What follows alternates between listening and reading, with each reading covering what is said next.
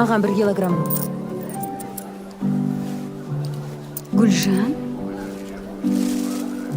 Сен Гүлжансың ба? Иә. Мен Жазирамын ғой.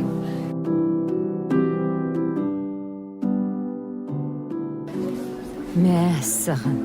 Қалай өзгеріп кеткенсің сен? Енді адам болғансың өзгереміз ғой. Танымай қалдың ба не? Қайдан білейін? Мен танитын Жазира прокурордың әйелі емес пе еді? Сені базарда көрем деп ойлаппын ба? Өзің шалқып жүруші едің ғой. Айтпа.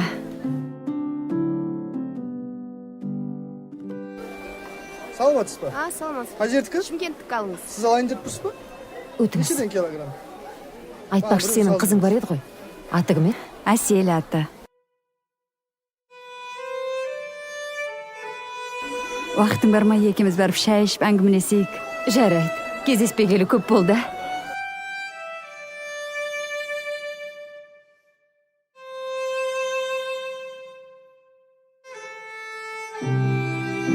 Шабдалын алайын.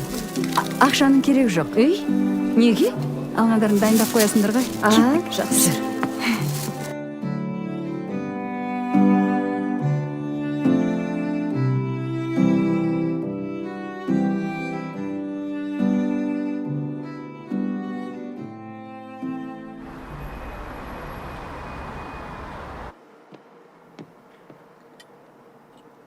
Мына шабдалыны жуып әкеле салыңызшы.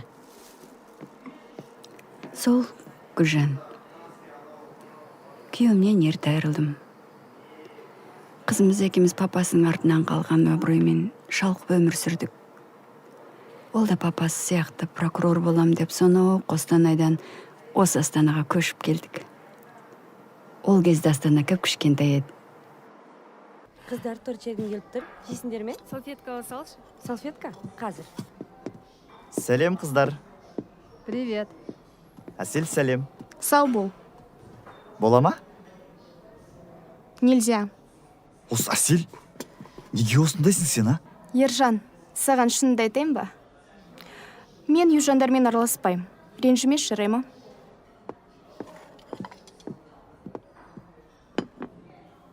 Әселя, неге өйтесің? Жап-жақсы жігіт қой.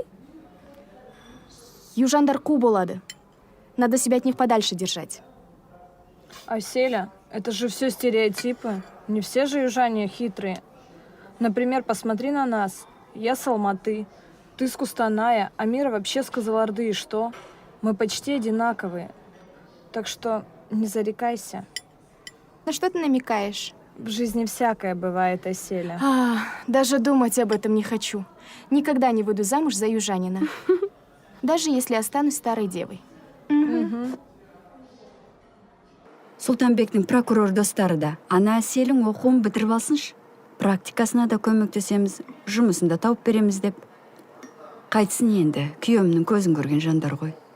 Әйелдер жағы да. Ой, қызың өсіп қапты, бой жетіпті, әдемі болыпты деп. Құда түсейік деп. Друзья мои друзья навеки.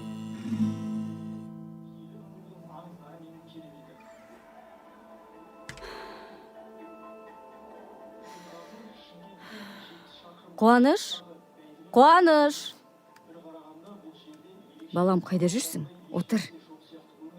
Үйге қонақтар кеп жатыр. Әне Әселя келді. Бой жетіп қапты өзі. Отырған Жазира тәтең, болашақ енең болуы мүмкін. Ойбай, асықпа. Асыққан сайтанның ісі деген. Жарайды. Қыз бергеннің назы бар деуші еді. Туф, асықпа десем, әлі саған бергем жоқ қой қызымды.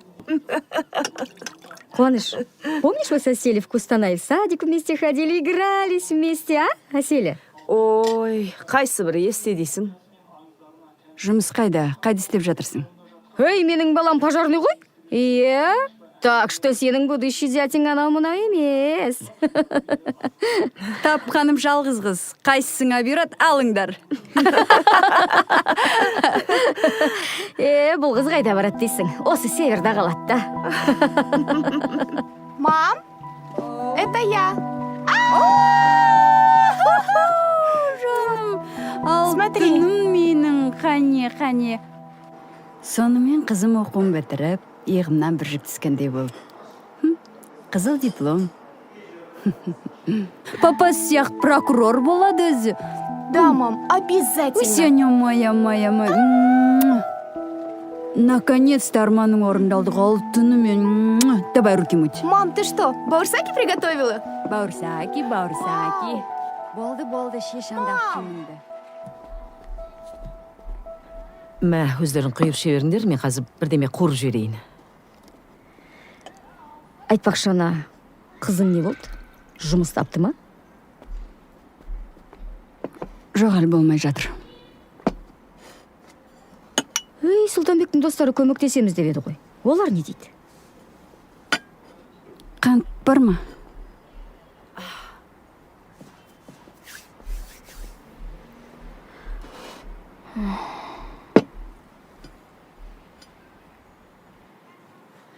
Міне сүт, міне қант. 5 жыл оқыды ғой. Ана дипломы киіп кетпесе деймін да.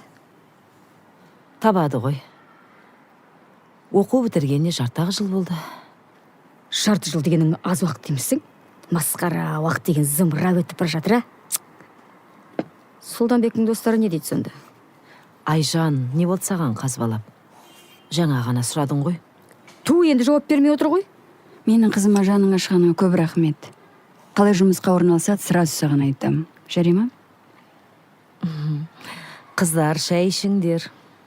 Кәне.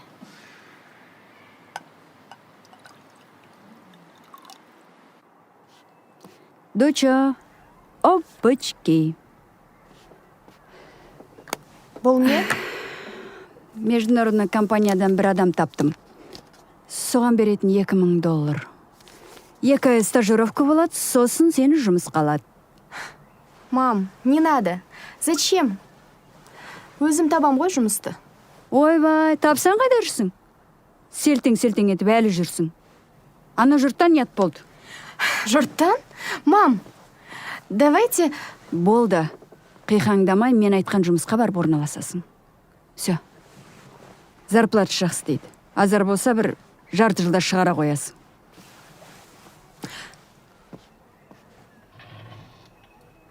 Мам, не переживайте. Жұмыс табылады. Мынаны өзіңізге алыңыз, керек болады. Не болды саған? А? Әшейінде прокурор болам. Сотқа барып жұмыс істеймін деп қақылдаушы едің, енді не бақылды оқып қалдың? Просто... Зачем нам взятку давать? Я не согласна с этим. Мам, я как-нибудь сама устроюсь. Балдай. Мозги мне не пудри. Мен айтқан компанияға барып юрист боласың. Все.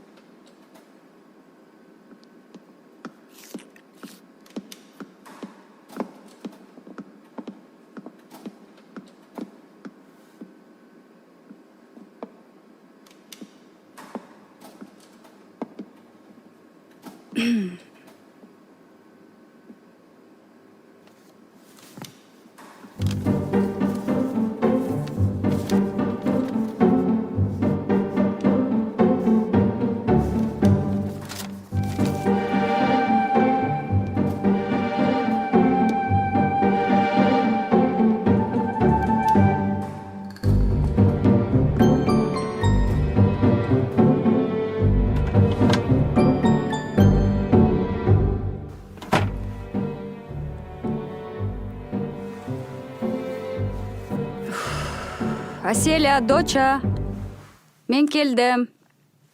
Ты дома? Доча.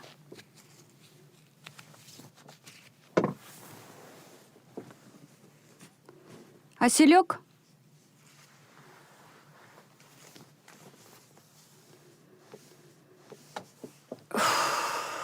Ой.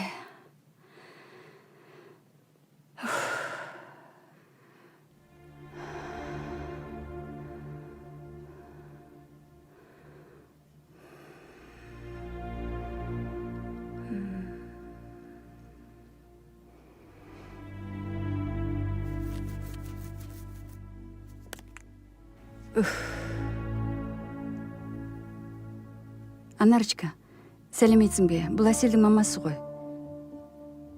Рахмет. Әселді көрмедің бе? Алло, Ғабит, сәлеметсің бе? Әселді көрмедің бе?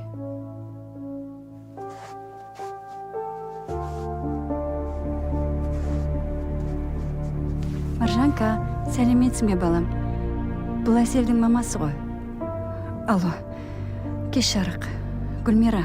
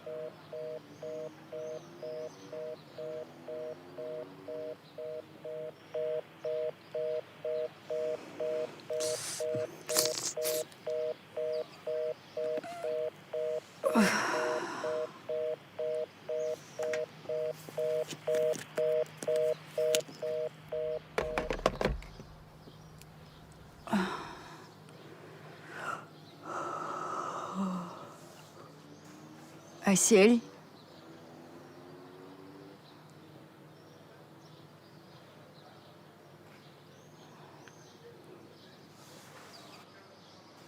Әсел.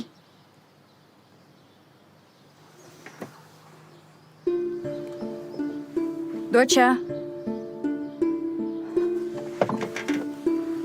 Әселя.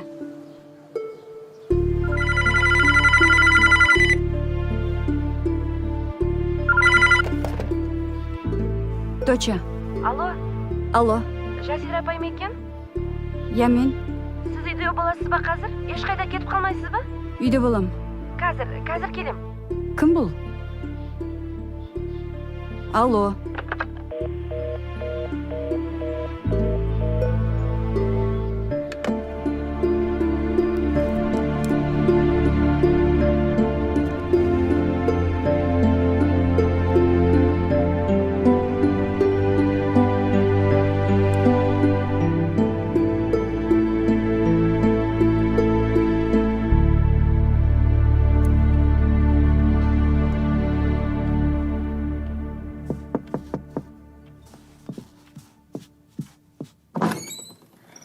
Апай, саламатсыз ба?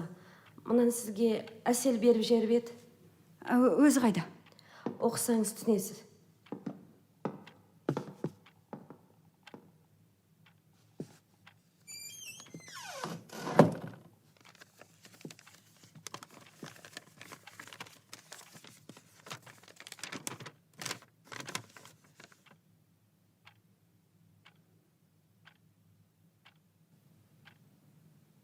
Мама, простите меня.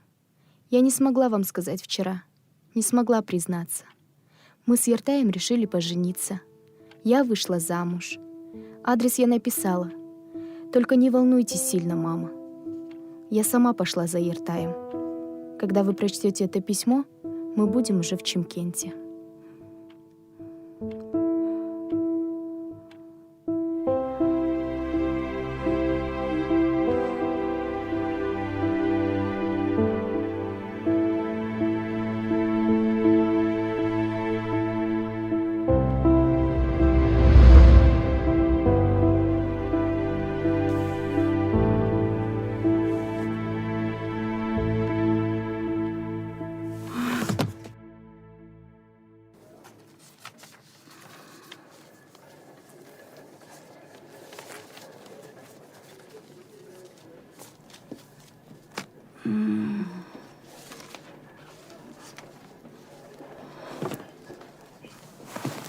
Сізге тұруға болмайды. Жатыңыз, давлениеңіз көтеріліп кетеді. Маған үшіп кетсін. Шеш мынаны. Шеш дедім ғой. Болмайды дем, капает же. Қазір мен саған Шымкентті көрсетем.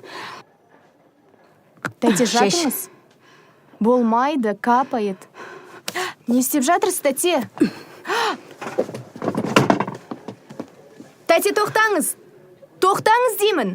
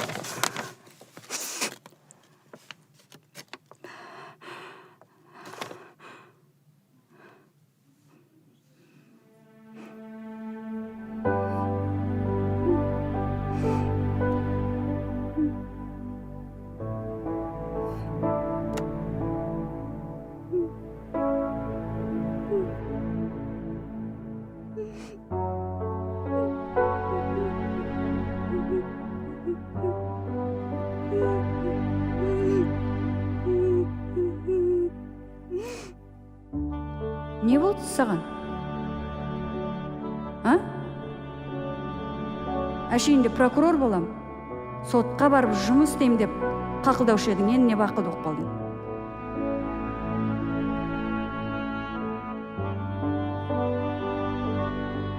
Папа сияқты прокурор болады өзі. Да, мам, обязательно. Сеня моя. Прокурор болады деп. Жұмыс істейді деп.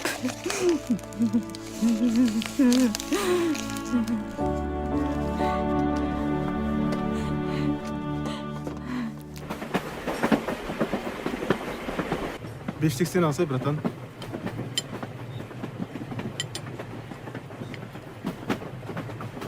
Сол Астанада братандар жұмыс құрастырып жатыр сол. Соны күтіп отқан. Анау кіммен сөйлесіп отыр? Зорлықпен қинап апарып қамақ қойған шығар. Білмеймін, бағанадан бері сөйтіп отыр ғой. Соны айтам ау. Миым құрт жеп кеткен қатын ғой. 1 минутта қалмайды. Түсініңдер ме? Мен қазір. Сәлемәтсіз бе? Кешіріңіз. Бәрі дұрыс па? Иә. Не болды? Егер көмек керек болса, айтыңыз. Жақсы жарайды.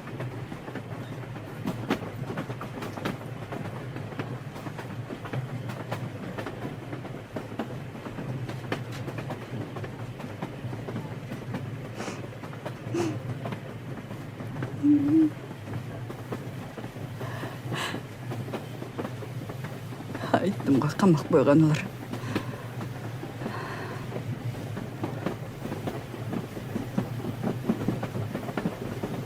Кешіріңіз.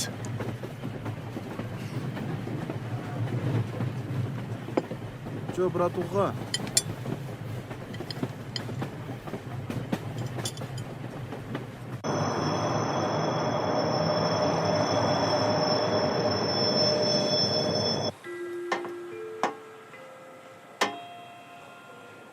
Сақ болыңыздар. Нөмірі 236 Астанадан Шымкентке қатынайтын жүйрік пойызы Ей, бала, берге. бірінші жолға келіп тоқтады. Вагондардың сан реті басынан басталады. қай жерге, қанша сөмке? Сөмке мүмкін, тұра тұр. Мынауға жер. О, бұл біздің Жетісай ғой? Жетісай. Ал, Таксистерге апарып қойын ба? Өздері жеткізіп тастайды. апар. Жүрміз. Так, такси бар, такси. Қазығыр Сарыағаш Абай Жетісай. Такси Қазығыр Абай Жетісай Сарыағаш. Жүреміз. Бека, қалайсың? Қалай, Жакок? Жетісайға бір клиент келдім. Тұра тұр, ақылдамай. Қайдағы клиент? Мынаған қалай барады? Қай жер мынау? Мына Мақталы деп жазыпты ғой. Біздің ауыл ғой. Жүріңіз, апарып тастаймын. Тіпті жақсы. Қанша? 1500 теңге. Не деген қымбат үй? Самолет пе не? Менің сарай қырым самолет емес, ракета. Көзді ашып жұмғанша зу барамыз келеміз, Құдай қаласа. Қоя айналайын. Сонау Астанадан 3000 теңгеге келгем. Не ғой, әпше? Менің ақшамды бере салыңызшы. Қандай ақша? Мен сізге таксист топ бердім ғой. Пәлесін қарай көр өзінің. Немене сен әкелмесең, таппай қалады ғой деп педің? Жакок, сен пара бер. Кейін өзім жолғам саған, мақма? Хоп. Кеттік, отырыңыз, әпше, жүріңіз. Қымбат. Басқа такси іздеймін.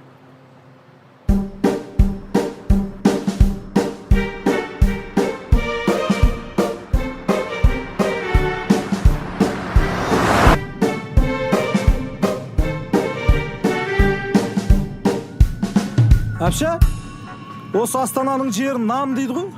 Батпағы адамды жұтып алады екен, сол рас па? Немене дейді? Астананың жерін айтам. Нам дейді. Батпағы адамды жұтып алады екен, сол рас па? Қойшар. А? Қойшай дейім. Қай-қайдағын естіп аласыңдар досы бір. Құдай сақтасын. Пәле шақырмай отыршар. Құдай қаласа, мақты үйлер түседі дейді Астанаға. Батпағы не болады екен оның?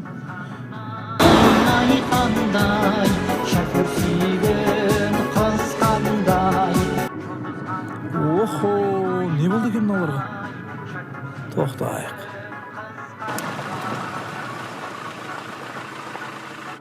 Неменеге тоқтадың мұнда? Машинасы бұзылып қалған ау. И что? Как что? Көмектесу керек.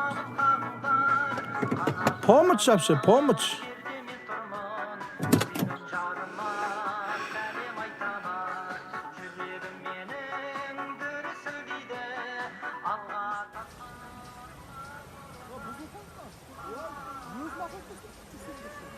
Ne oldu? Yok, çeşen var. Çünkü de var. Әпше, өтініш, алдына отырасыз ба? Мына жастардың машинесі бұзылып жолда қалып кетті. Солар жолдан тастап кетейік. Өтініш.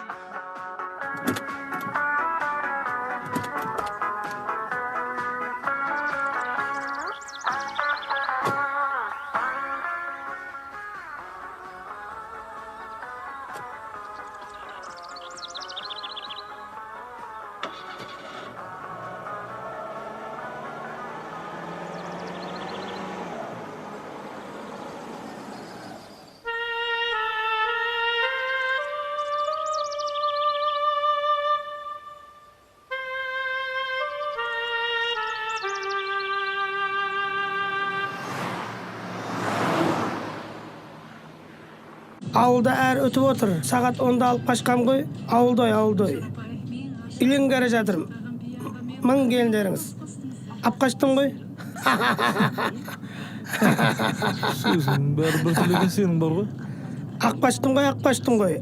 Ауылда әр өтіп отыр. Не айтып отыр мынау? Алып қаштым ғой дейді нағызда. Ауылда той, кісілер күтіп жатыр дейді. Ақ қаштың ғой. Немене? Сен не? Мына қызда алып қашып бара жатырсың ба? Не опты? Тоқтат. Не болды әпше? Түсір мыналарды машинеден. Неге?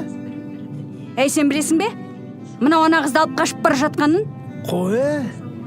Сені мынау алып қашып бара ма? Брат, қалай қарай бұрыламыз? Былай не былай? Ой. Былай не былай.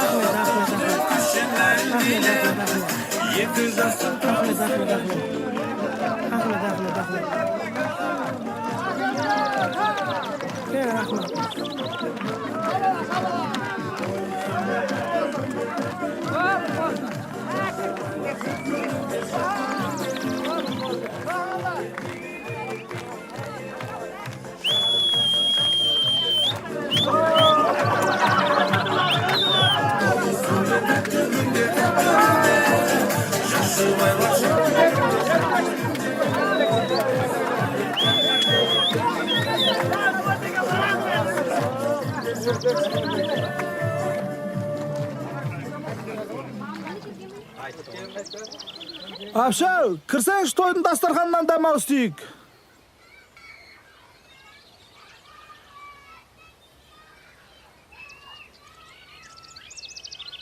Мен мынау қонақтарымның алдында сөз сөйлесем деп отырмын. Айналайын сонау Астанадан, Ақмоладан келген екенсің. Қуаныштымыз. Құтты қонағымыз екенсің. Иә, шырағым. Келініміздің аты да келіскен екен. Қыз жібек.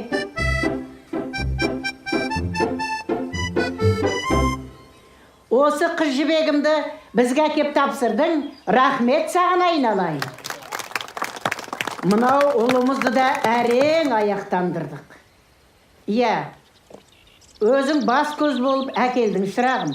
Рахмет саған, айналайын. Апа, во-первых, я здесь ни при чем. Во-вторых, мен ешқандай қызды да, жібекті де алып сіздерге табыстаған жоқпын. Мына қатын жынды екен ғой, өзі әкелді ғой жаңа. Адамша бар, құдаласуға болмай ма не?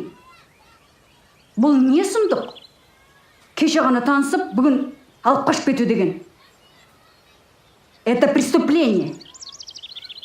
Қой, преступление? Ай, баламау енді, мына балдардың өздері келісіп, ай, алып қашып келтіген аты болмаса, шырағым. Болмайды олай.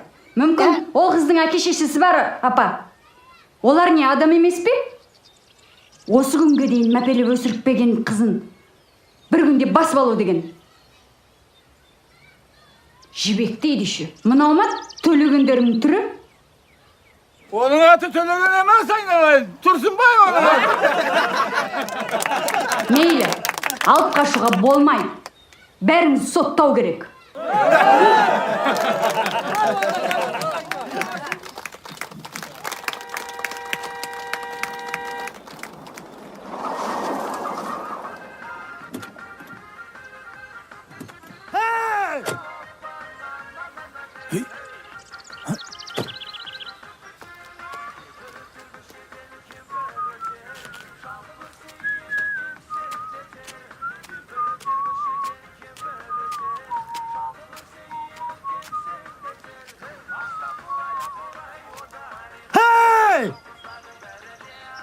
Мен қарындасымды алып кеткен қайсыларың? Шықсын бері!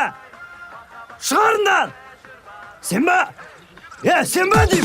Әлде сен ба? Бергел бері! Жібер дейм! Жібер!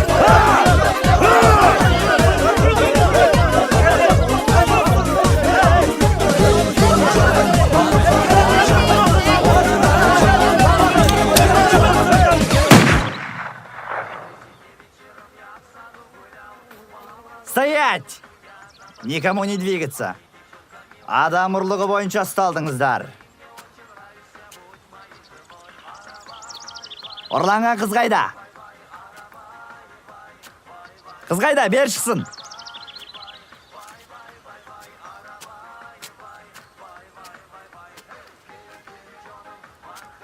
Атың кім? Қызыбек. Кім? Қызыбек. Төлеген қайда? Ұрлаған жігіт қайда? Мен Ұрсынбай. Өлген емес. Көмектескендер қайда?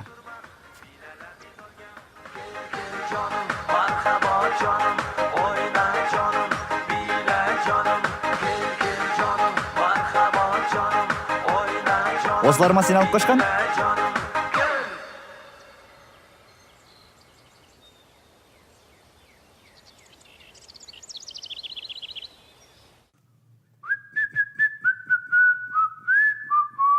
Ей, сен мен не үшін ұстап отырсың мұнда? Менің күйеуім прокурор болған. Жібер мені. Әпше, сіз қыз ұрлауға қатыстыңыз. Сіздің күйеуіңіз прокурор ма, сот па? Бәріне заң ортақ. Тұр. Мынаған айт, түсіндір. Мен келе жатқан таксиге жолда міндім де. Түсіндір. Иә, мен таксиге.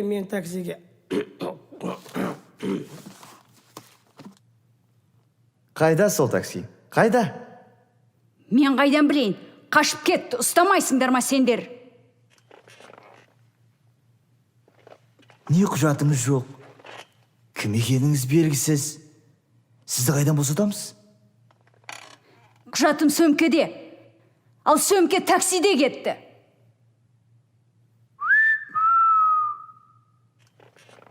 Я? Айта бер. Сен не мені? Мазақ қып тұрсың ба? Осы үшін жауап бересің.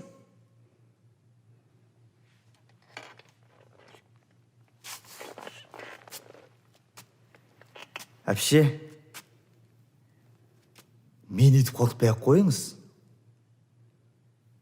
Түнімен осы жерде түнеп шығасыз. Ал ертең басқаша сайрайтын боласыз.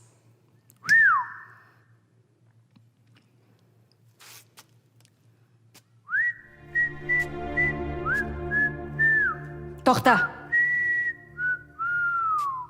Тоқта дейм.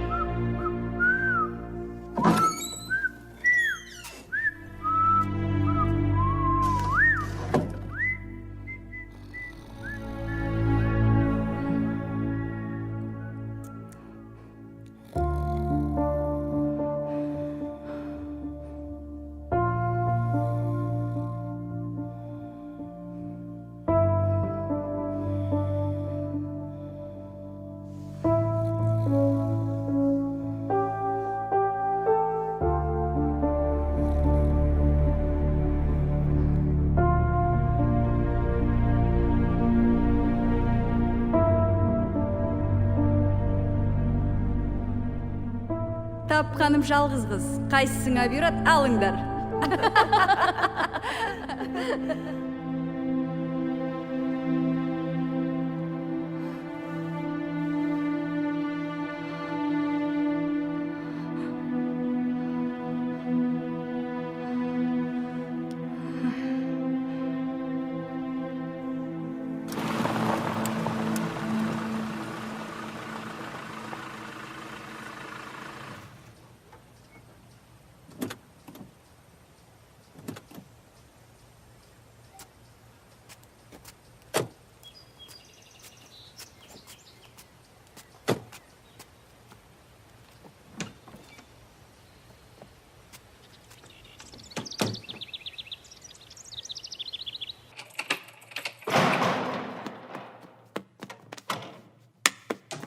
Кетпей.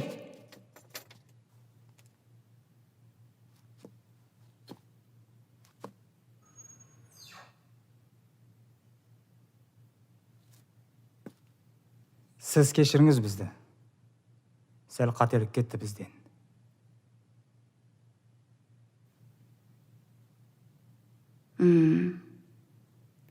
Сәл ғана қателік.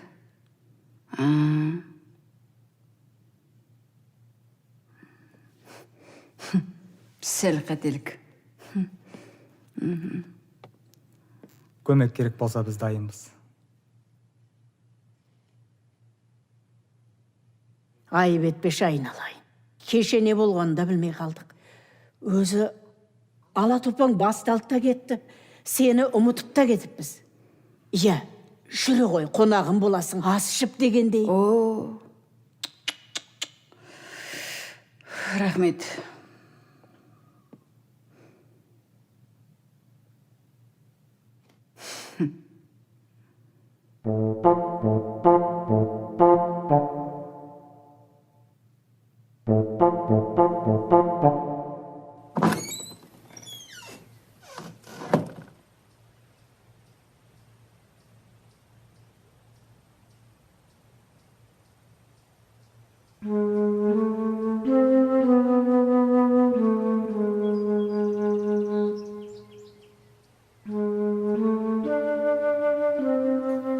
Апша!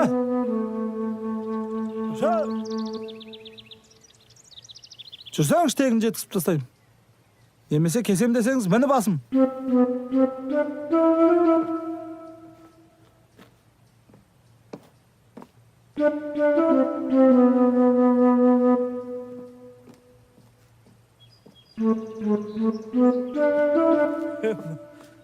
Жүріңіз кеттік. Жүрсеңіз.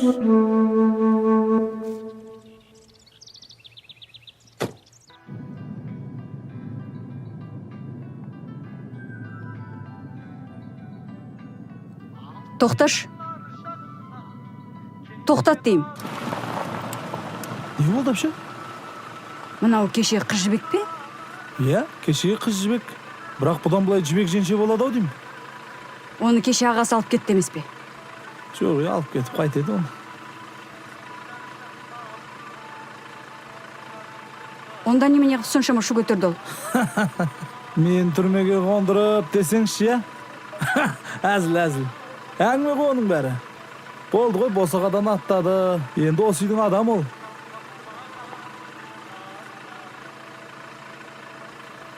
Кеттік жыныңыз. Енді мына жастардың жайын көрдіңіз ғой әпше. Тең-теңмен деген осы. Басқа қалай үйлендіреді енді айтыңызшы. Бірақ мен өз басым қыз алып қашуға қарсымын. Müldük şanlarına şazidar şamalınha Kalkarım tel atılmay karağınha Kasına baralmadım Sesinde şanarmadım İriksiz kalkam sağam Emarnadım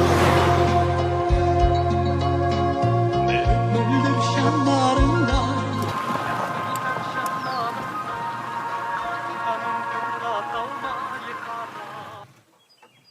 Ауыл осы әпше? Мені милицияға апар. Милицияға? Иә. Тағы қонып шықпақшы па не? Әзіл ғой әпше, бопты. Қазір жеткізем.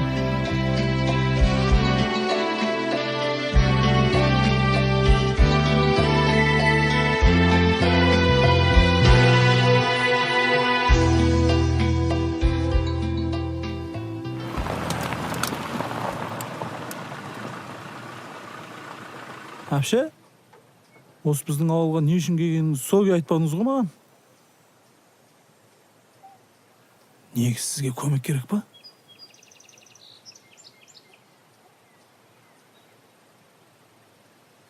Келдік мәдениет үйіне. Маған мәдениет үй емес, милиция керек. Дұрыс қой, енді біздің милицияхана мәдениет үйінің ішінде ғой. Милицияларымыздың бәрі мәдениетті. Әпше, қайтатын болсаңызшы, хабарласыңыз. Ауылда бека таксист кім десеңіз, любой таниды. Өзім апарып тастаймын.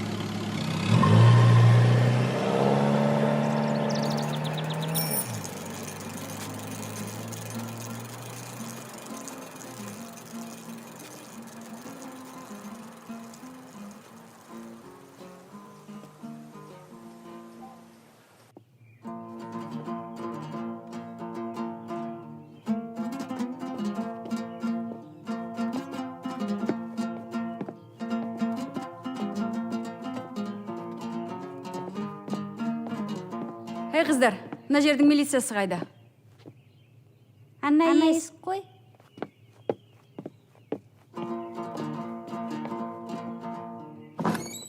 Сенің домбыраң құлағы дұрыс емес.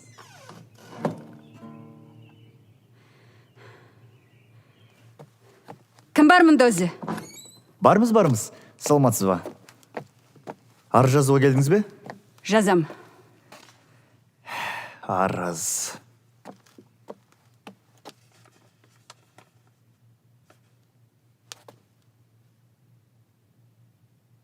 Сіз біздің ауылдық емессіз ғой дейм, е?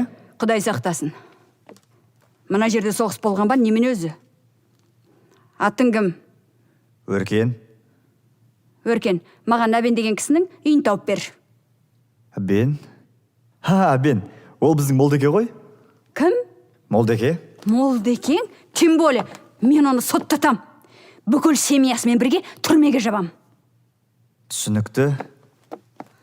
Жөн. Соттау керек олардың бәрін. Қарамын. Соттаймыз. Әкеш жоқ екен деп, Қазір. басын айын деген екен бұлар. Соттаймыз бәрін. Молда, ол менің қызымды дуалап ұстап Алло. отыр. Білем. Мен ғой Өркен.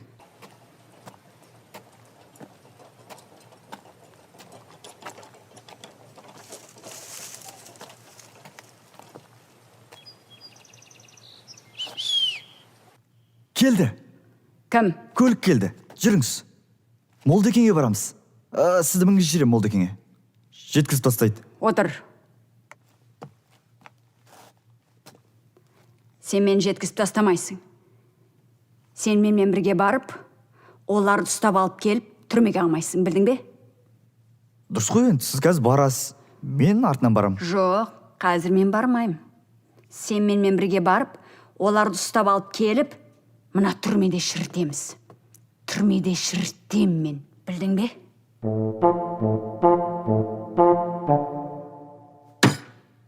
Шіртеміз.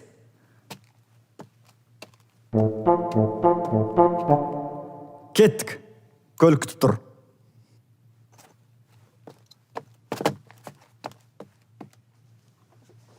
О, Пітән. Мұна әпшемізді Молдекеңіне апарып тастау керек. Астанадан келді.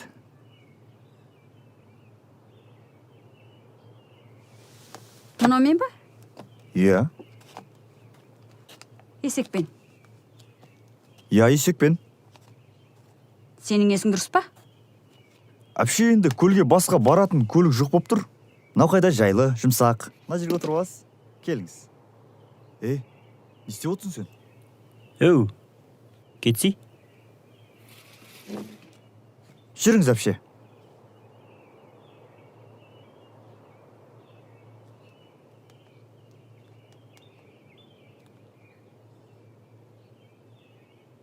Мен қазір арттарыңыздан барам.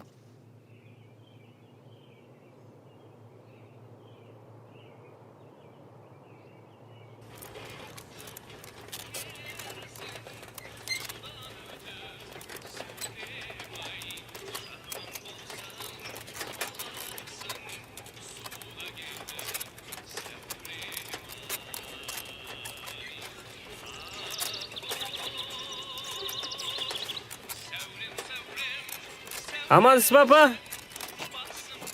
Аман, өздерің жақсысыңдар ма? Иә. Ассалаумағалейкум.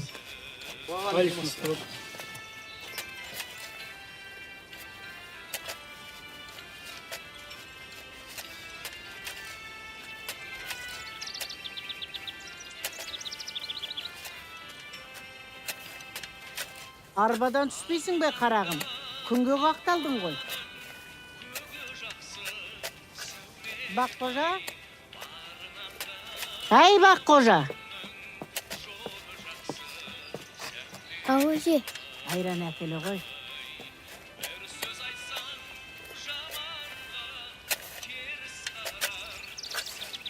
Ма. Ана әпшен апарып бере ғой.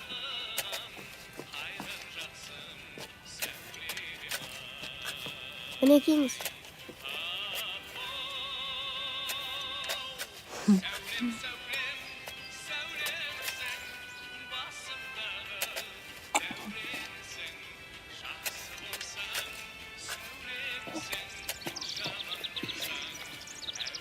Рахмет.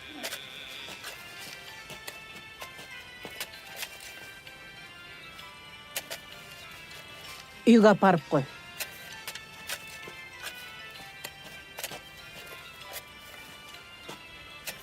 Пітән, кешкі асарға келерсің? Иә, келем, апа.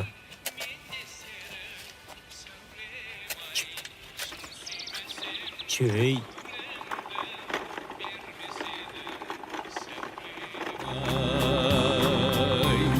Томағасын алдырған лашындаймын сәулем-ай, сен болмасаң бұл жерге келмес едім сәулем-ай.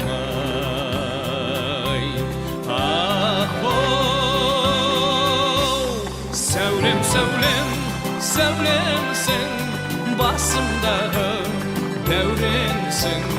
Жақсы болсаң сәулемсің, жаман болсаң әулемсің.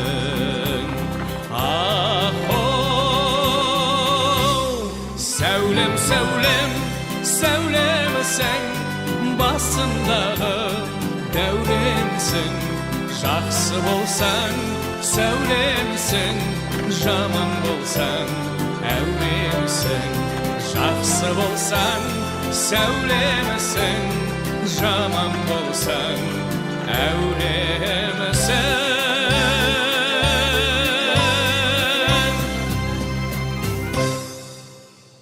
Анау тұрған үй.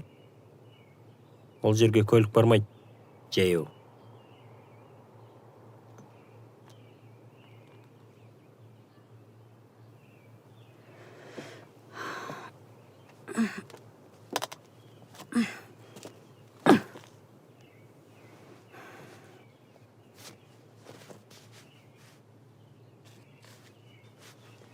Сіз Астанадан келдіңіз бе?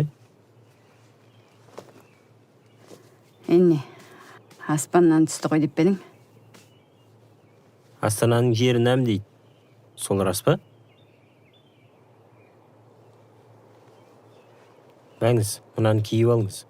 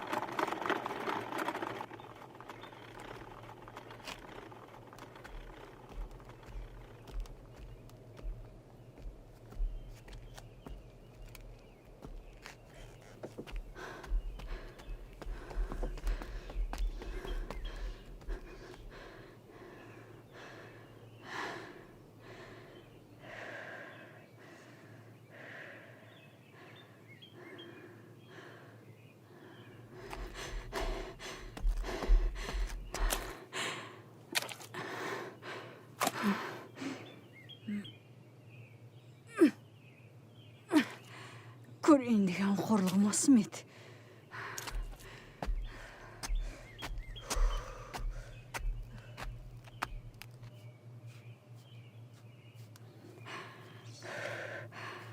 Сәлеметсіз бе? Бісміллә.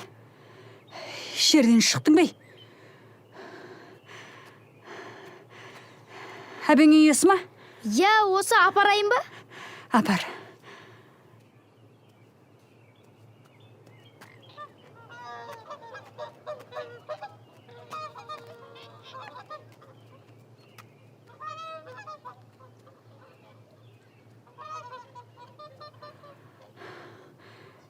Эй, бала, мынадан басқа жол жоқ па? Жоқ. Жетпеген осы еді.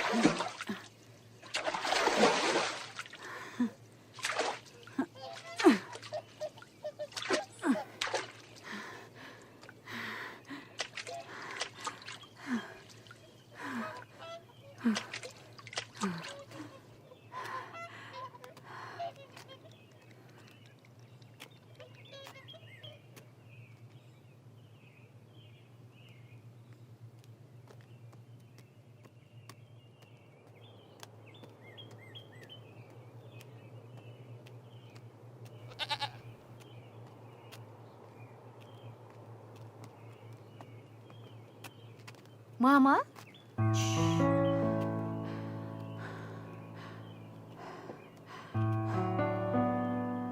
Саусың ба? Жаным, саусың ба сен? Сен олар сабады ма?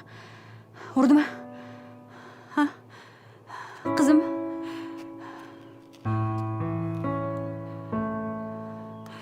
Мына хат саған. Зорлап жаздырды ғой. Мам, Жоқ, сен олар қинап әкелді ғой. Солай ма? Алдап алып келді ғой, иә? мам, Қорықпа. Қорықпа, жаным. Мен оларды қазір.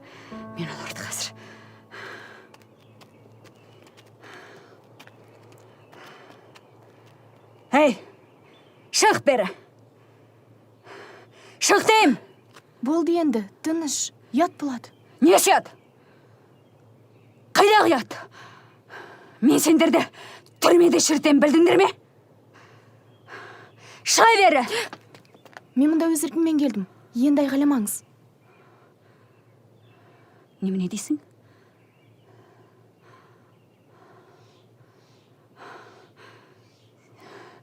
Сен не оттап тұрсың? Шеш мынаны. Келме. Бір минут бұл жерде қалмайсың. Жүр. Мен мұнда өз еркіммен келдім. Ешқайда кетпеймін.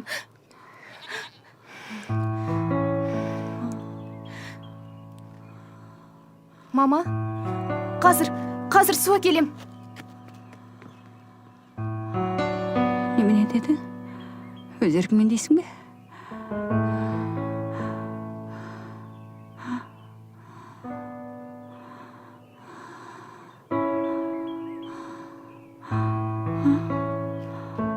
Мам, Жақындама. су ішіңізші.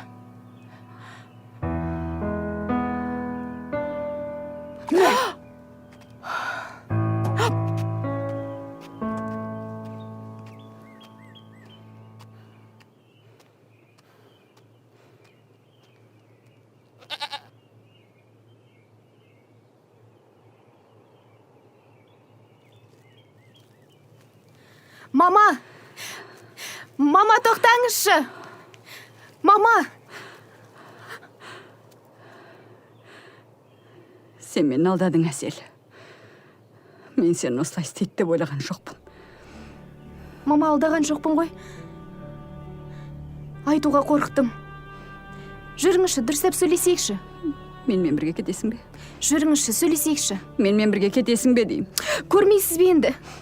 Менімен бірге кетесің бе, жоқ па?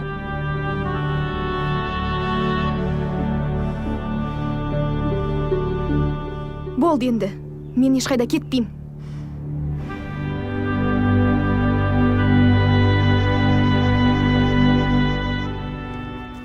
Әсел,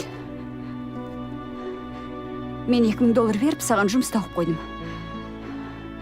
Айлығы да жақсы. Ерес боласың. Қызым, жүрейік кеттік.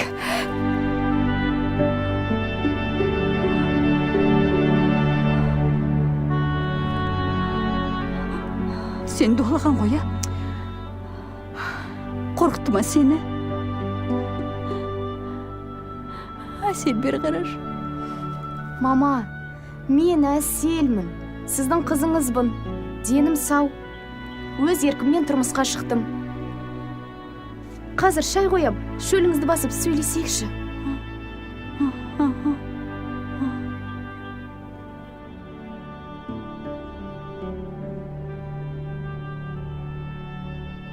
Тоқта.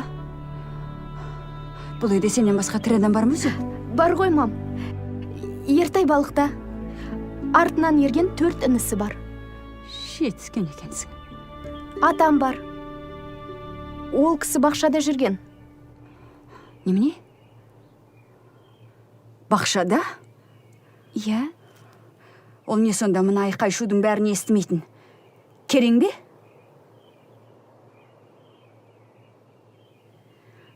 Жоқ әлде, есегі судан өтіп алғаннан кейін басынайын деген түрі ме? Қайда? Мама, ол кісі өте сыйлы адам.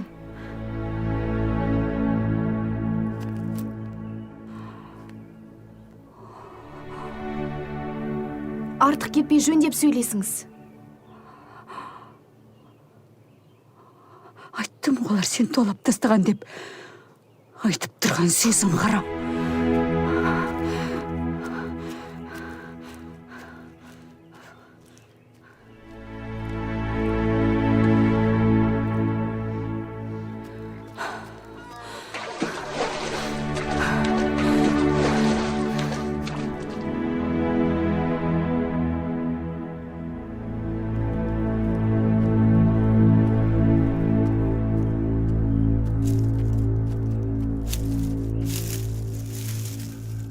Ассалаумағалейкум. Ал, бұл не тұрыс? Жай бір ақат. Құдағи, бізден бір қателік кетті. Сіз бізді кешіріңіз. Құдағи дейді. Кешіріңізді қояды. Адам ұрлаудың не екенін білесіз бе? А? Мен прокурордың әйелімін. Менің қызым анау мынау қыз емес. Қызыл дипломы бар. Оқыған, тоқан. Ал сіздер оны дуалап, басын айналдырып алып келгенсіздер мұнда. Мен соттыдам. Алып қашудың не екенін сендерге көрсетейін мен. Менің қызым бір минутта бұл жерде тұрмайды. Алып кетем. Все, айттым бітті. Қыз менікі, ол менің қызым. Қара бұларды көрсетейін мен сендерге. Қазір қыз ұрлағанның не екенін.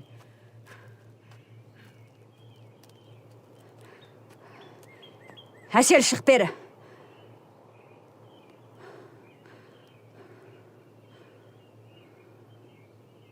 Не менімен бірге кетесің? Не мені өмір бойы көрмейсің? Саған шеше керек емес екен. Мен де сені қызым деп санамаймын. Ал, құдағи, қош келдіңіз.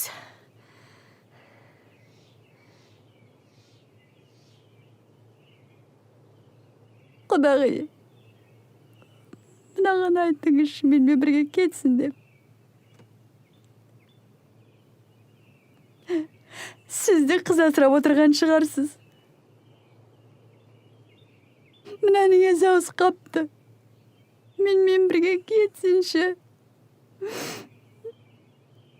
Мама, қойыңызшы. Жазира, айналайын.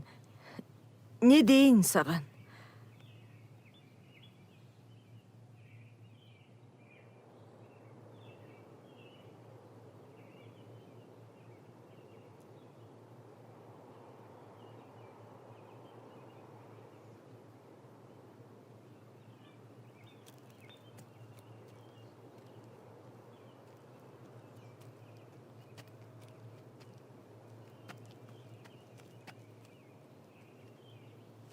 Жазира.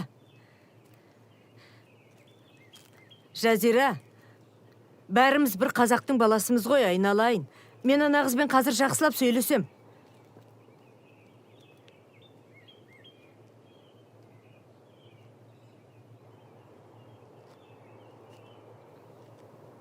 Менің қызымды дуалаған ғой, Иә, дуалаған. Дуалаған. Келшен, сөйлесейік.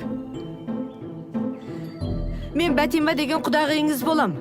Ана, әбен құдаңыздың туған қарындасымын.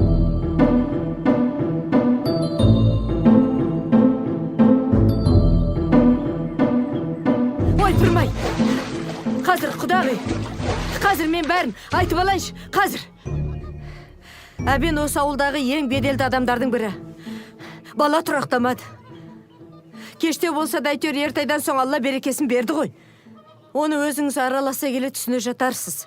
Өте жақсы жермен құдаласып жатырсыз. Әбен 6 жылдан бері жалғыз. Ана, Айдардан соң жеңгеміз қайтыс болған. Жақсы адам еді. Алланың жазуына амалғанша. 5 ұл мен 1 шалдың жағдайы содан кейін қиындап кеткен. Ошақтың ұйтқысы әйел адам ғой, өзіңіз білесіз. Әселжан үйге келгенде, үйге бір нұр кіргендей болып еді. Сол нұрымызды, шырағымызды сөндіре көрмеңіз.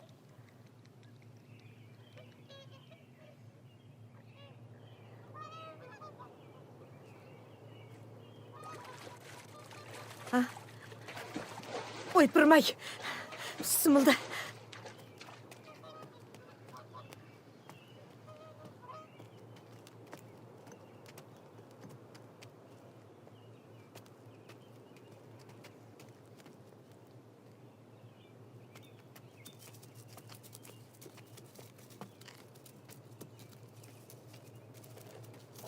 жайлы. Жүр.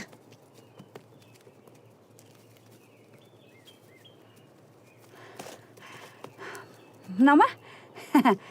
Мынадан басқа неңіз бар? А?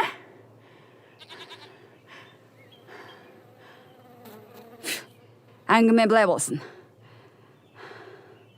Қалың малды $1000 бәкелесіз. 10 алтын, 10 жағалы киім әкелесіз. Ал тойды Астанада 150 адамға істейсіз. Жоқ, 300 адамға істейсіз. Қыз алып қашқан екенсіз. Көрейін сіздің шамаңызды. Құдағи, сіздің айтқаныңыздың бәрі дұрыс. Сіз анасыз. Екі дүниеде ананың орны қашанда жоғары ғой. Қазақтың салтымен, жөн жосығымен жасалу керек еді. Бірақ жағдай осылай болып қалды. Енді сіз айтқан пұл қазір бізде болмай тұр.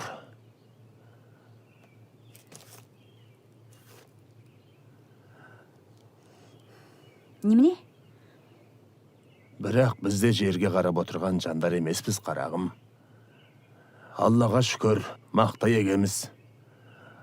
Алланың берген көлінен балық аулаймыз. Енді мақтаның түсімі тек күзде болады. Және сол қанша болатын тек бір Алла ғана біледі. Сондықтан тойда сәл кешіктіреміз, қарағым. Естің бе?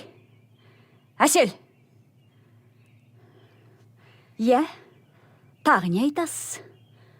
Ал енді қалың мал дегенде, мен сізге өзім екке мынау дарақты шабдалына сізге сыйға тарсам деп отырмын, қарағым.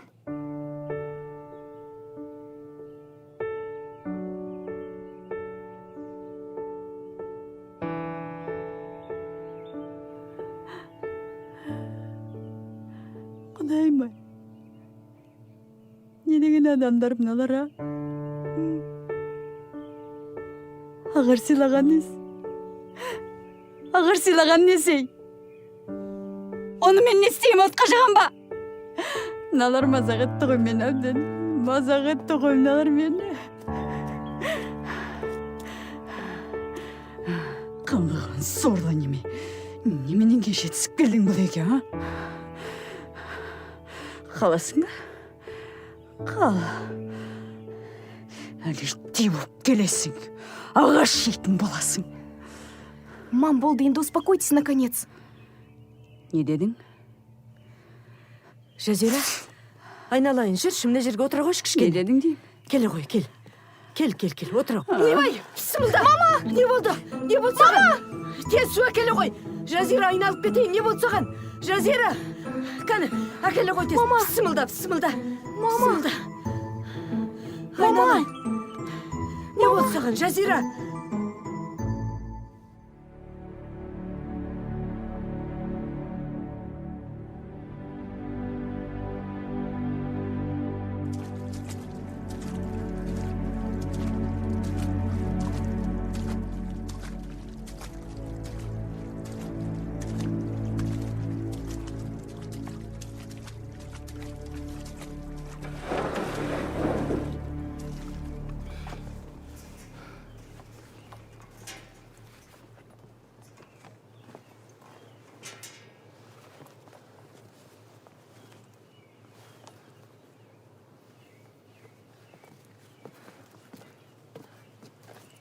Ертай, келді. Аяқ астынан абдырап қалдық қой. Үйге бар дайындала беріңдер, мен қазір оны пын алып келем.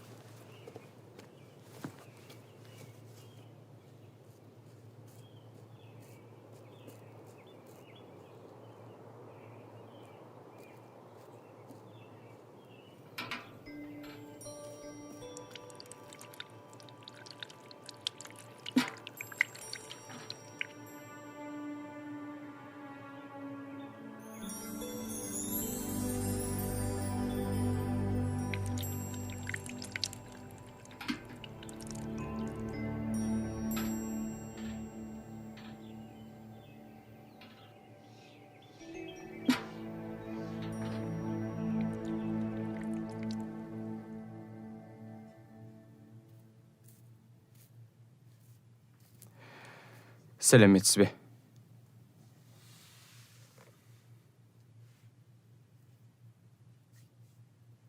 Біздің қателігімізді кешіріңіз.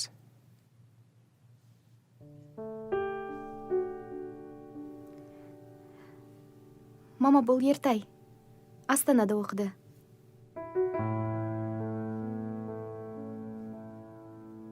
Бұйыртса күзде ауылдағы мектепке мұғалім болып кіреді.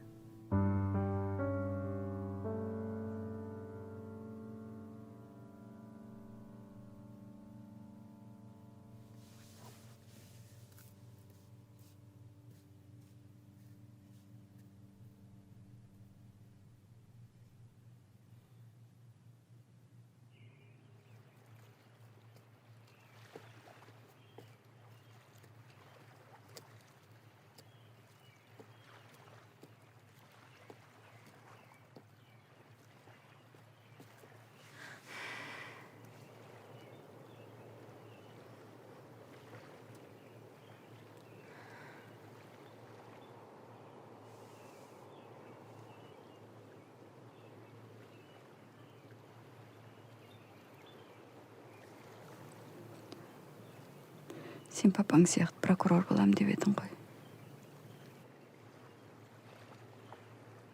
Бәрін тастап мына жерде қалай тұрасың?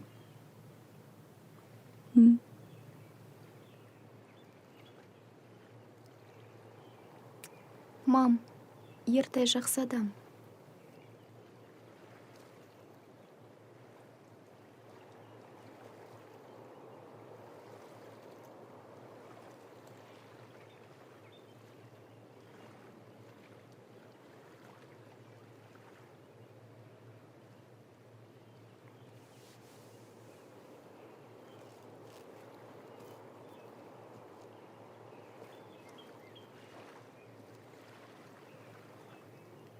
Сен бара бер, қызым.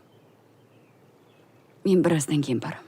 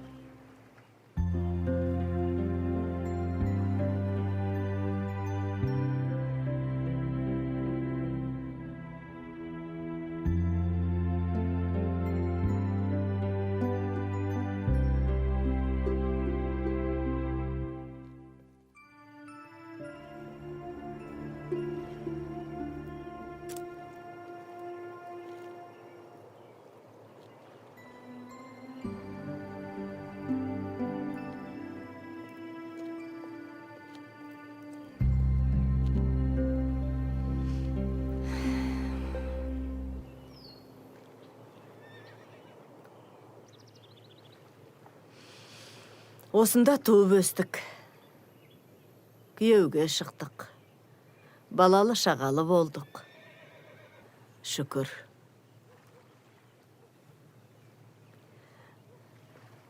Құдағи, әлі-ақ жақсы боп кетеміз. Әселжанға біз қызымыздай қараймыз. Ана кішкентайлардың өзі үйренісіп қалды.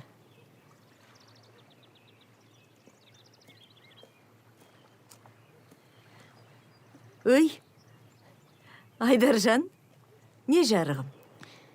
Әпше, мынау сізге. Мәссаған, сен көрімдіктеріңді ешкімге бермеуші едің ғой. Жақында сүндетке отырғызған біз Айдарды. Ешкімге татырмаушы еді, сізге бәрін әкеп беріпті ғой. Алыңыз, құдағи, алыңыз. Әпше, жеңшемді алып кетпейсіз бе? Ой, жарығым. Әкетпейді, жарығым, әкетпейді. Жеңшемді алып кетпеңізші. Әйтпесе мен жазылмайым.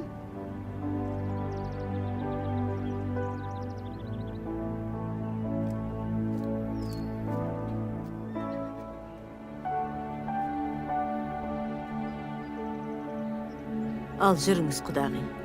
Үйге барайық, жүріңіз. Жүріңіз.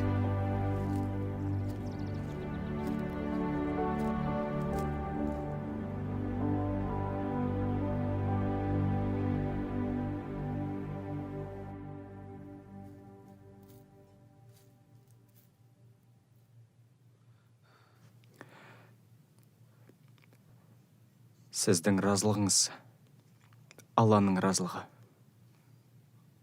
Бізді кешіріңіз. Разы болыңызшы бізге.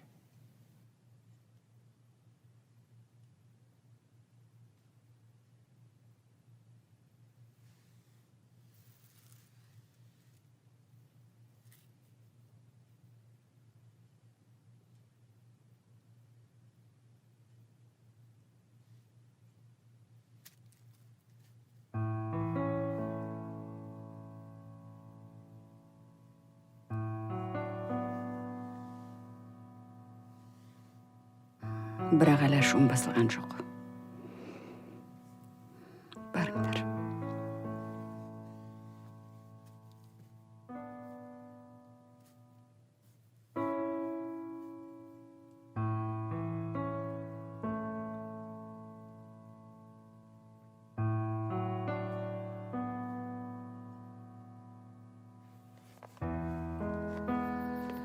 Қалай, мама, сыйды ма? Сыйды. Көйлектің етегі сәл ұзындау.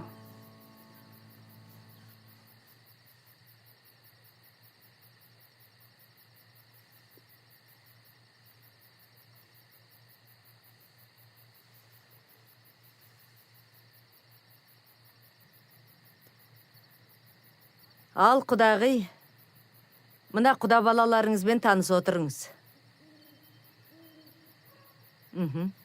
Әке, сізге әулетіміз таныстырайын. Біздің әкеміз сіздің құдаңыз. Әбен Әділхан тегі, және Бәтима әпшем әкемнің қарындасы. Інілерім Сартай, Жарынтай, Арман. Ал кенжетайымыз міне Айдар. Ал менің есімім Ертай Әбенұл болады. Құдағи, балаларым ес білгелі, бұл үйде бұндай үлкен қуаныш жақсылық болған емес. Әсел балам келгелі, бұл үйге құт кірді. Осындай өнегелі қыз тәрбиелепсіз. Алла разы болсын сізге. Алланың берген осы 5 ұлы. Сіздің алдыңызда қашанда қарыздар, құдағи. Рас айтасыз, аға. Ал, құдағи, дастарханға қараңыз. Кән, тамақ алыңдар. Кәне асқа қарайық. Ассаламу алейкум. Ой, кеш жарық. Алейкумассалам. Кеш жарық. Сәлеметсіздер ме? Келіңіздер, отырыңыздар. Келін құтты болсын. Рахмет, рахмет. Бақпасына отырыңыздар. Қалай жеттіңіз? Жақсы жеттіңіз ба? Рахмет, рахмет. Отыра ғой, Әселжан. Отырыңыздар.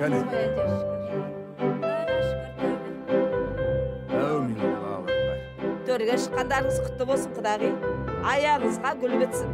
Екі жас бақытты болсын, шаңырақтағы бейім босағасы берік болсын, дәулетті болсын, іші толған қарадымырақ балдар болсын. Қазақстанның көкжырауын жоғары көтеретін азамат көпелер көбейе берсін. Сіздің жасыңызды, сіздің жолыңызды берсін.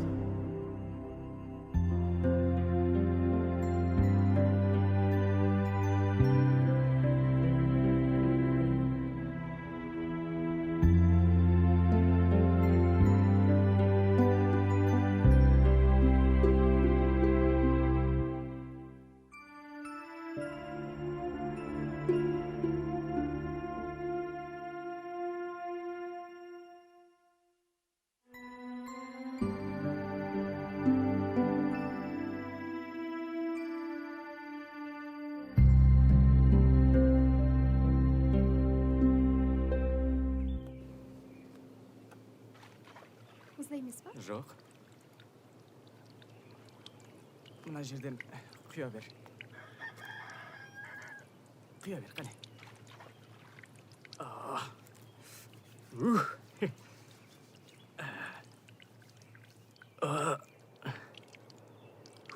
Жып-жылы.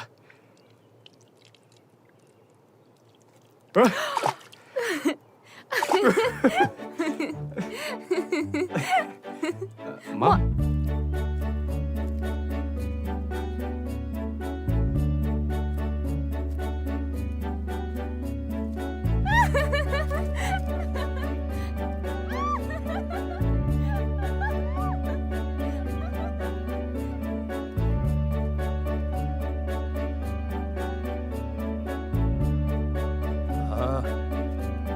Амансыз ба, құдағи? Қайырлы таң. Қалай, жақсы демалдыңыз ба? Рахмет, жақсы. Құдай қаласа, тойды да дүрілдетіп жақсылап атқарып аламыз. Барлық рәсімі болады, оған алаңдамаңыз, құдағи. Мына екі жас бірін-бірін ұнатып, бақытты өмір сүріп кетсе болды. Кеше ашу мен біраз нәрсе айттым. Кешірерсіздер. Жоқ, құдағи. Айтқаныңыздың бәрі жөн. Қыз мұраты кету, Алланың заңы солай. Мұндай сәт әрбір анаға қашанда ауыр тиетіні рас. Сондықтан сіз ешқандай қам жемеңіз, құдағи. Сізге деген ілтипатымыз ешқашан таусылмайды. Ал кешегі өзіңізге айтқан мынау қалың малға таған шабдалыны Алла нәсіп еткен күні өзіміз жеткізіп береміз.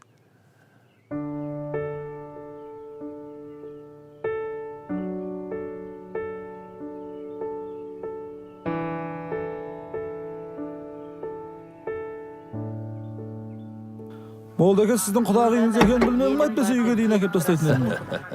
Жақсы, айналайын. Ереке, қалайсыздар? Шүкір, жақсы. Құтты болсын. Ай, рахмет. Мақұл көке, жақсылықта, қуанышта, аманшылықта кездесейік. Жақсы, айналайын.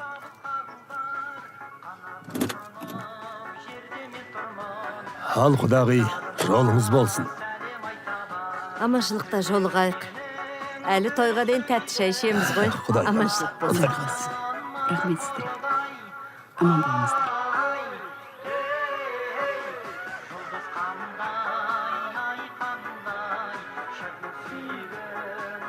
Аман есен жетіңіз. Жаңа түскен келіндер құсап сызылып қапсыз, құдағи. Алып қашамыз ба мына жастарды? Қорқпаңыз, клиенттер ғой.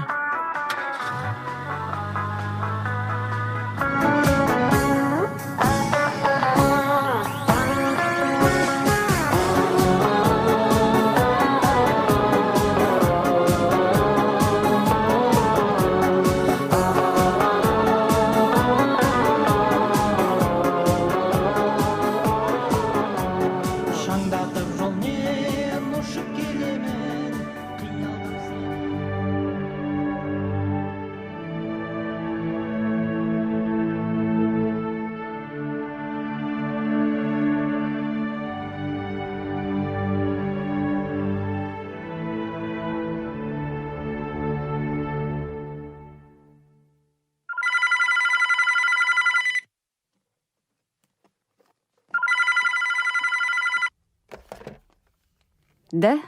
Алло, мам? Ау? Қалыңыз қалай? Ой, доченька. Қалың қалай?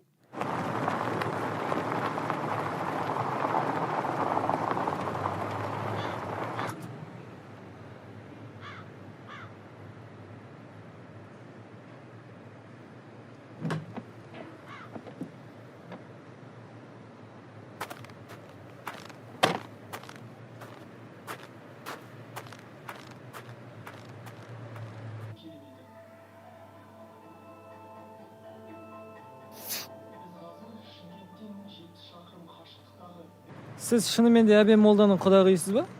Иә? Гаражыңыз қайсы? Әне. Өлі, тура топ келіппіз ғой, Әбекең деген жақсы адам ғой. Сізге арнап анасының ақысы деп 5 сал жеміс ағашын атапты. Соның жемістерін алып келгенбіз. Шабдалы ғой. Түсе, отыра бересің бе? Түсіріп берейік. Персик қой, персик. Персик қой. Әпше ашсаңызшы мына жинап берейік. Әбекеңнің тапсырмасы жинап берінде деген бәрін. Бір қорабын алып қолай дәм татак деп едік. Әбекең болмайды. Аманатқа қиянат қылмаңдар деді. Сенің ойлағаның тамағайды. Құда қаласа келесі жылы бізге бір қорабын салып берем деді ғой тегін.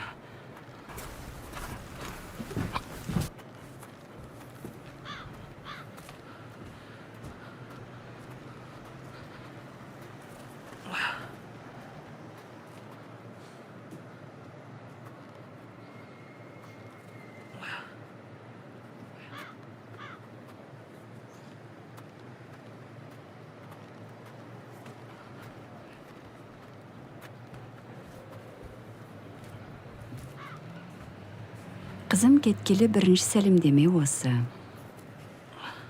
Осынша шабдалы не істейм?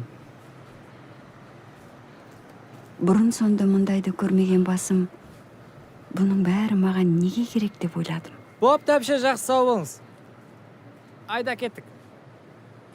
Мына шабдалына қыста базарға барып сатсаңыз жақсы етеді.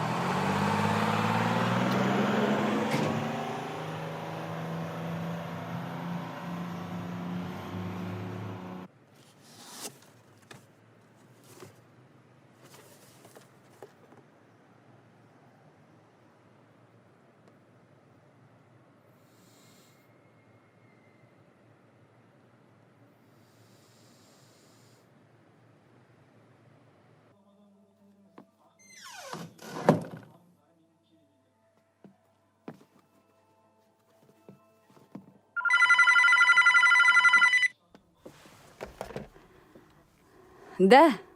Мам, Ау. заттарды қабылдап алдыңыз ба? Заттарды алдыңыз ба? Иә, алдым. Енді оларды не істеймін?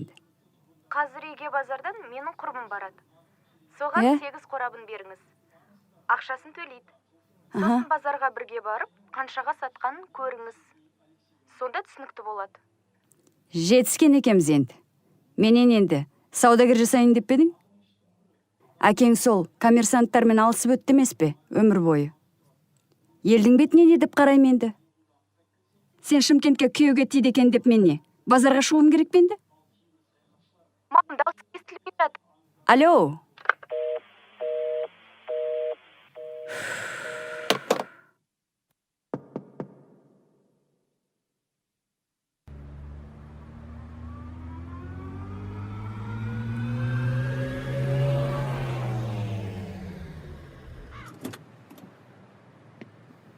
Базарда Шымкенттің шабдалылары жақсы өтеді, уайымдамаңыз.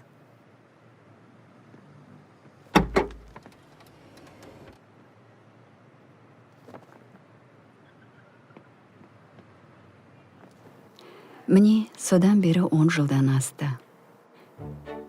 Бәрін тастап базарға шықтым. Құдам жыл сайын қорап-қорап шабдал жіберіп тұрады. Бұлар әлгі маған атаған ағаштың жемістері ғой. Қыста шабдалға сұраныс көп. Ақшаның дәмін бір татып алған соң, кезінде қалың малға тай емес, тал сыйлаған құдама алғысымды айтып қоям ылғи. Міне, сөйтіп мен нағыз саудагер болып алдым. Қыздың қалың малы өтелді ме сонымен? Қалың мал бер жағы, Гүлжан. Жылына 4-5 миллион теңге мына шабдалыдан түседі. Біз қайдан білек, сөйтсек диханшылықтың астарында даналық пен адал еңбек тұрады екен. Соған көзім жетті. Құдам жарықтық жақсы адам еді. Еңбек қор болды. Өзіне қатысы жоқ іске араласпайтын нағыз бейнеттің адамы ғой. О дүниелік болғанына да біраз болды. Құдағи, мен жаратқанның құзырына бетімді бұрдым-ау дейм. Осы балалардың барлығы сізге аманат. Қалғанын Алла жеткереді.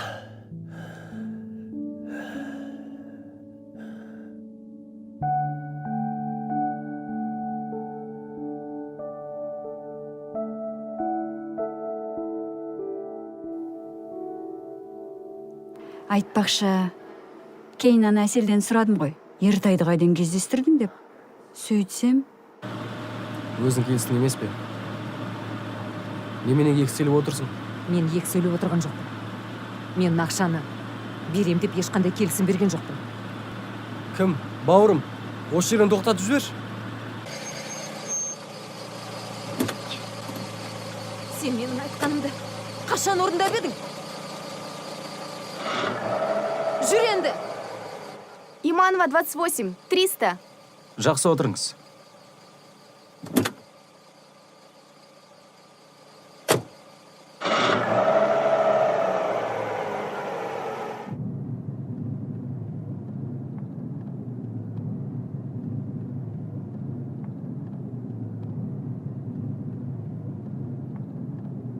Извините, а вы постоянно таксуете? Ау? Вы таксуете, да? Иә, сабақтан қайтқан кезде ғана. Не қылды? Тоқтаңыз. Не қылды? Тоқтаңызшы.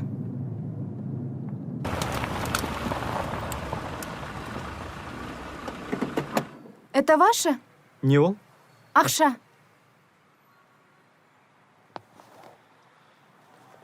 Бұл менікі емес. Ана кісілердікі ғой. Доллары. Ничего себе. Это же бешеные деньги.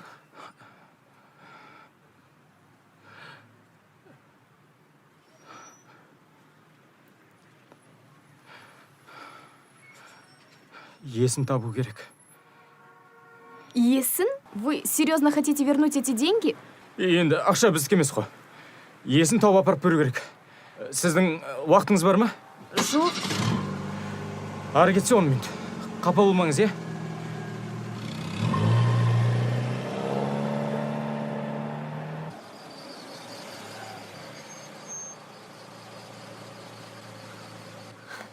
Қараш, Мен қайдан бізде білемін не ол? ақша жоқ, не үй жоқ. Ақымақ! Қарамайсың ба өзің?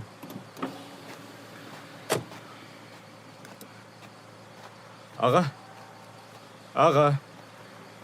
Мына сөмке сіздердікі ме? Иә. Біздікі! Біздікі? Не, ішіндегі заттардың барлық түгел. Тескен жоқпын, ана қыз көрді. Абай болсаңыздаршы. Рахмет, бауырым. Жақсы аға. Рахмет.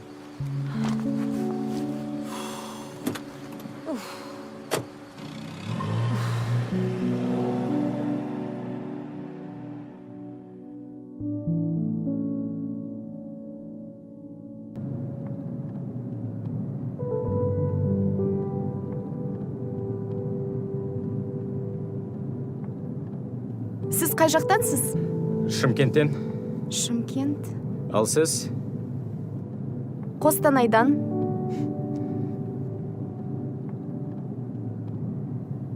Егер сіз емес басқа біреу болса, ақшаны қайтармас еді. Там же доллары. Жоға. Кім болса да қайтаратын еді. Қазақпыз ғой.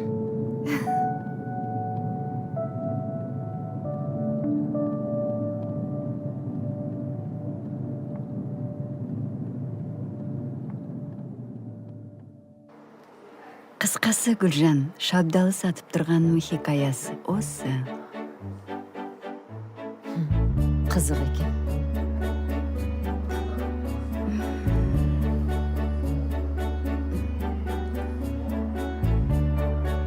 Мен кішкентай әйелмін. Өмірім өзгелерден ерек емес. Басымнан өткен осы оқиға біреуге қызық болар, ал біреуге елеусіз көрінер. Мен бір дүниені жақсы көрдім, бірақ ол маған бұйырмады. Ал бір дүниені жек көрдім, ол мен үшін қайырлы болды. Алдағы күндердің не күтіп тұрғанын білмеймін. Ал шабдалы оқиғасы осымен тәмам.